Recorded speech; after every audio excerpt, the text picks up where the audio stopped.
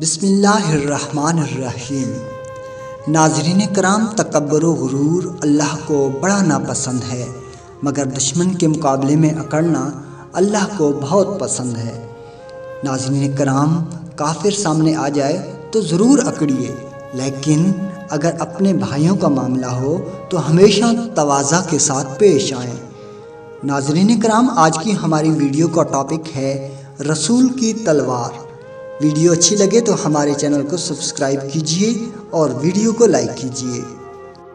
جنگ احد میں حضور صلی اللہ علیہ وآلہ وسلم نے تلوار کو ہاتھ میں لے کر فرمایا، کون ہے جو میری اس تلوار کو لے کر اور اس کا حق ادا کرے؟ حضور صلی اللہ علیہ وآلہ وسلم کا یہ اعلان سن کر صحابہ کرام آگے بڑھے اور ہر ایک کی یہ تمنا تھی کہ یہ تلوار مجھے مل جائے، مگر حضور صلی اللہ علیہ وآلہ وسلم نے کسی کو نہ دی، حتیٰ کہ حضرت ابو دجانہ رضی اللہ تعالیٰ عنہ جو بہت بڑے پہلوان تھے آگے بڑھے تو حضور صلی اللہ علیہ وآلہ وسلم نے وہ تلوار ابو دجانہ رضی اللہ تعالیٰ عنہ کو مرحمت فرمائی اور فرمایا، ابو دجانہ، اس تلوار کا حق ادا کرنا اور اس سے دشمن پر خوب وار کرنا۔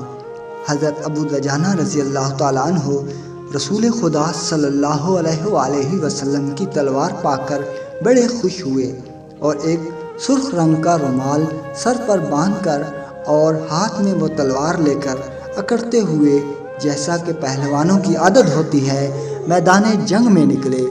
حضور صلی اللہ علیہ وآلہ وسلم نے ان کی یہ چال دیکھی تو فرمایا، یہ چال اللہ تعالیٰ کو بڑی ناپسند ہے، مگر اس وقت جب کہ ابو دجانہ کافروں کے مقابلے میں اکڑتا ہوا جا رہا ہے، ابو دجانہ کی یہ چال اللہ تعالیٰ کو بڑی پسند ہے۔